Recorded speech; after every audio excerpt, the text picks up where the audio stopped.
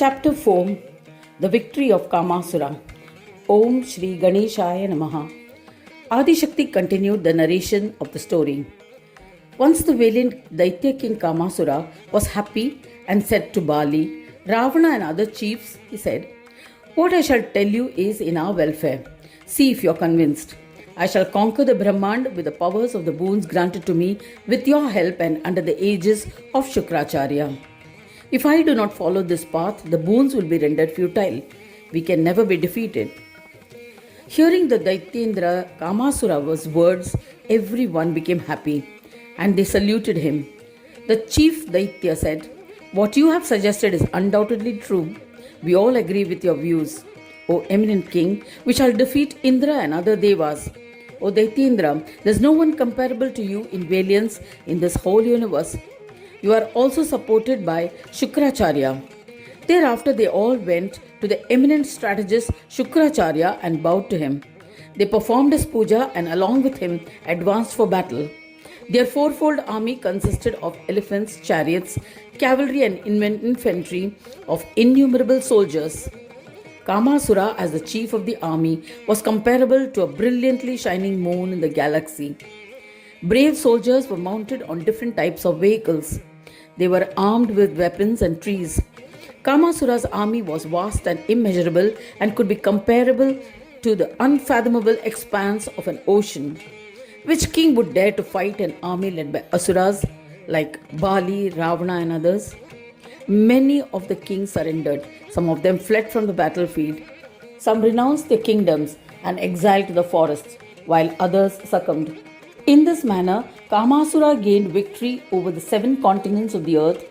His happiness was boundless. Thereafter, he went to Patal and defeated all Nagas, including Sesha. He brought them under his dominion and then proceeded to Swargaloka, the abode of Devas. When the Devas heard that the cruel Kamasura, along with his enormous Daitya army, had reached Swarga, they panicked. They consulted Guru Brihaspati and took asylum with Shankara after renouncing their own lokas. The Daityendra entered and saw a deserted Amravati and captured it. The conceited Kamasura then seated himself on the throne of Indra at Amravati. He appointed Daityas to various positions in Swargaloka. He then proceeded to Brahmaloka. Brahmaloka was also deserted. He ascended to the position of Prajapati. He indulged himself in the pleasures of Swarga for some time before proceeding to Vaikuntha, along with the Daitya warriors. Vaikuntha too was deserted. He became overjoyed. He enjoyed the pleasures offered by the Loka. An overjoyed Kamasura, who was conceited and deluded due to Maya, addressed the Daityas. "Tell me if I have not yet conquered any territory, and I shall conquer the same immediately. Vishnu and Chief Devendras have cowardly fled. None of them had the courage to fight on the battlefield. We have achieved victory without any battle with the Devas."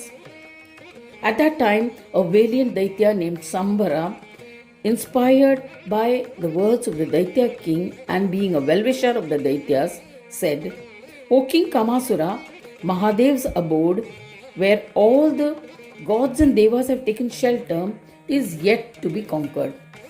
Listen to my words of wisdom.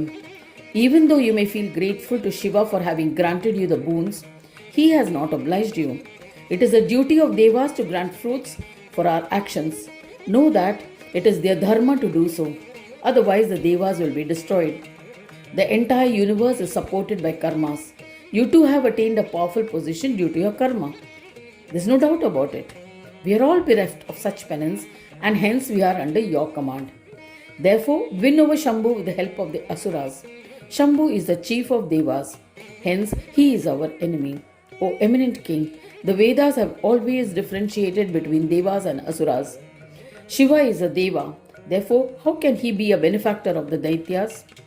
Shakti continued the narration to the 3 Shaktis, saying that Kamasura contemplated on these views. His deluded mind was convinced. He heeded to the words of Sambara. The Daitya king, along with the entire Daitya army, launched an attack on Shiva. When Shankara heard this news, he was worried because of Kamasura's extraordinary prowess. He consulted the Devas. Shankara renounced Kailash and along with Devas fled. They hid and lived in caves. Sadashiva was frightened and distressed. When the wild Kamasura arrived at Kailash, he saw that it had been deserted. He rejoiced along with the Daityas over an easy victory. He captured Kailash. They entered Kailash and thus he became the king of Kailash and indulged in the pleasures of Kailash. In this manner, after winning over Brahmand, that fierce Asura was ecstatic. He felt accomplished and became conceited. After some time, Kamasura enthroned Soshana, his elder son, to Kailash. A fearless Kamasura appointed Duspura, his younger son, as the king of Vaikuntha. But Bali was appointed as the king of Sauraloka. The great Asura Ravana was appointed as the king of Shaktiloka. The wicked Shambhara was enthroned as the king of Brahmaloka. Mahisha was made king of Indraloka. Fearless Durmada was coronated as king of Yamloka. In this manner, Kamasura assigned the chiefs among the Daityas to various positions across the three worlds. Thereafter, he returned to earth along with the other Daityas. He ruled the earth ruthlessly. He indulged in wine, women, and meat. He indulged in the pleasures of the three worlds along with all his friends. He was unaware of the passage of time. He considered himself to be immortal, intoxicated by the pride of his own achievements. O Shaktis, the evil Kamasura behaved cruelly. He was the absolute monarch of the animate and inanimate creation. Such was his pride. Thus ends the 4th chapter titled The Victory of Kamasura in the 6th Khanda of the Purana Upanishad, Srimad Mudgal Puran, describing the legends of Vikata. Dedicated to Sri Gajanana. End of chapter 4.